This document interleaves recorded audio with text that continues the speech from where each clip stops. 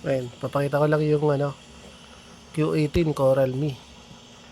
Tapos kung paano yung mga pinaka main functions niya.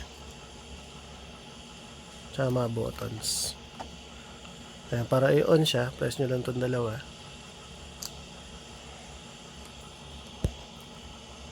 Ayan. Tapos punta kayo sa cellphone. Bluetooth.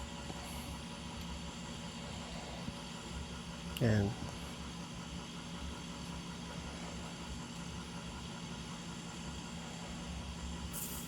Ayan, balit mapagpatugtog na kayo dyan.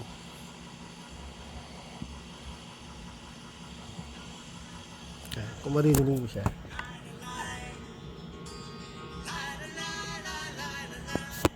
Ayan.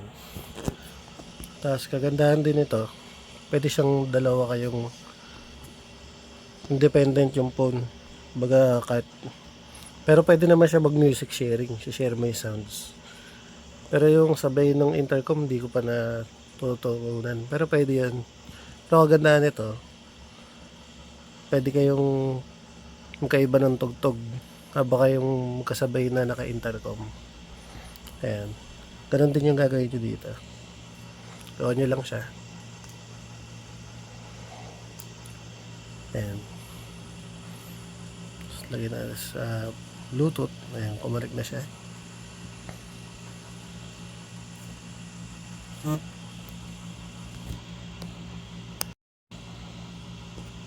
Ayan.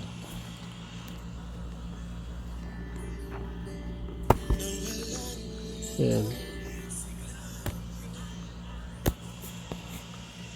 Tapos para makapag-usap kayo, press nyo lang yan. Ayan. Tapos press nyo lang din to. Kasi hindi pa siya magka-pair. Ayan.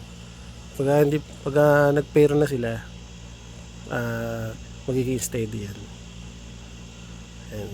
Pairing lang yan. Kaya medyo matagal. Tapos nag-reset ako eh. Ayan. Pag steady na siya,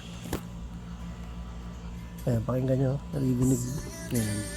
Kasalita ako sa helmet number 1. So, match yun. Sa kabila. No, check. No, check. Check.